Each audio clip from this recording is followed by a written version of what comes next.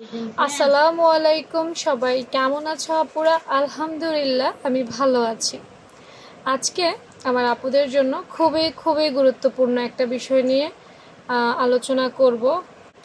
সেটা হচ্ছে যে আমার হেলদি আপু বা মোটা আপু যারা আছো তাদের জন্য বডি শেপটা কিভাবে দিবে। দেখো, ছবিতে বোঝানোর জন্য আমরা যেইভাবে দেই মূলত কিন্তু বডি শেপ সেভাবে দেয় না। আমাকে অনেকেই প্রশ্ন করে যে আপু যেভাবে আছে এভাবে দিলে কি হবে? না ভাই, কেন এভাবে হবে? এটা তো ছবি, ছবি আর কাটিং আলাদা। ছবির সাথে কাটিং কেন মিলবে? মোটা আপুদের জন্য জামা বানাইলে দেখবে যে অনেক সময় বগলের নিচে বেস্টের অংশে টান খায়, কাপড়ে টান খায়। এই বিষয়টা আমি আরও আগে অনেকবার বলেছি যে প্রত্যেকের বডি শেপ আলাদা, প্রত্যেককে আলাদা বডি শেপে বানাইতে হবে। একই রকম করলে তুমি পারফেক্ট জামা বানাইতে পারবা না, ঠিক আছে?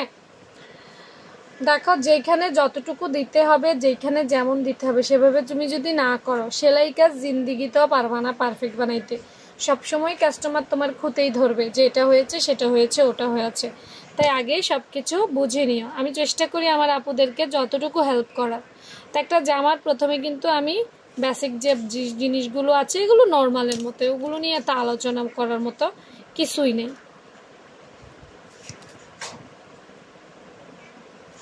ওগুলো আমি একটু ড্রয়িং করে ফেলি। হ্যাঁ, আজকে শুধু বডি শেপ নিয়ে আসলে আলোচনা করব, অন্য কোনো বিষয় না। তো দেখো, আমাদের প্রথমত 3টা লাইন থাকে, একটা বডি, একটা পেট, একটা ফাড়া বা কোমর, আর কি যে যেভাবে বোঝা। আমি আমার মতো সহজ করে বুঝাই দেওয়ার জন্য দিছি। মূলত বডি শেপ এই 3টা লাইনেই বডি শেপ হয়। এটা বডি, এটা হচ্ছে পেটের অংশ, এটা হচ্ছে কোমরের অংশ। তো আমরা জানি আমাদের বডি এবং পেটের অংশ, বডি থেকে পেট কম হয়, তাই না? এটা হয়। এবার আসো মোটা আপুদের ঝামেলা কি। মোটা আপুদের দেখবা সব কিছুই মোটা মোটা, সব কিছুই বড় বড়। এটা তোমাকে মেনে নিতে হবে। সেলাই কাজ জানতে হইলে মানুষের শরীর সম্পর্কে, শরীরের গঠন সম্পর্কে তোমাকে আগে পিএইচডি করে নিতে হবে। বুঝতে পারছো নি? শরীরের পোশাক বানাবা, শরীর সম্পর্কে যদি না বোঝো, এটা নিয়ে যদি তোমার মধ্যে হেজিটেশন থাকে, তাহলে তুমি জীবনেও কি করতে পারবা না, ভালো কিছু করতে পারবা না। এখন আমি কী জন্য বলছি মোটা মানুষের সব কিছুই মোটা মোটা হবে, মানে মোটা মানুষের বেস্টই মোটা হবে। হ্যাঁ, কিছু কিছু আলাদা জিনিস আছে যে সে মানুষটা হেলদি কিন্তু তার বেস্ট ছোট, সেটা আলাদা ব্যাপার। বাট তোমার এটা সহজাত একটা জিনিস ভেবে নিতে হবে যে তোমার বেস্টও মোটা হবে। এখন আমরা নর্মালি যদি এই ধরনের শেপ দিই, তাহলে কিন্তু এই বেস্টের জন্য জায়গা থাকে না। এইভাবে কর্নার করে দিলে বা রাউন্ড করে দিলে বেস্টের জন্য এখানে জায়গা থাকে না, বেস্ট আটাইতে পারে না। শেষে কি হয়? টান পড়ে জামাটায়, সে টান পড়ে, সে পড়তে পারে না। তো মোটা আপুদের জন্য সবসময় আমাদেরকে মনে রাখতে হবে, এই যে দেখতে পাচ্ছ এটা বডি লাইন, এই বডি লাইনের নিচে আরেকটা লাইন, 3 ইঞ্চি নিচে আরেকটা লাইন তাদের জন্য এভাবে বানাইতে হবে। 3 ইঞ্চি, খুব বেশি না, 3 ইঞ্চি পরিমাণ। হ্যাঁ, আসলে দেখো কাটিং করার সময় অনেকে দেখবা আপু কই আমি তো এত লাইন বের হতে দেখি না, তাহলে তুমি এত কথা বলো কেন? তোমাদের প্রশ্ন থাকতে পারো।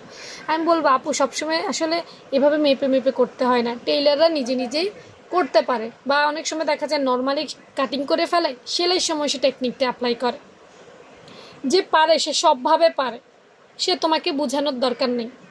সে কেন এভাবে কাটলো সেই বুঝে, তার মনের ভেতরেই থাকে।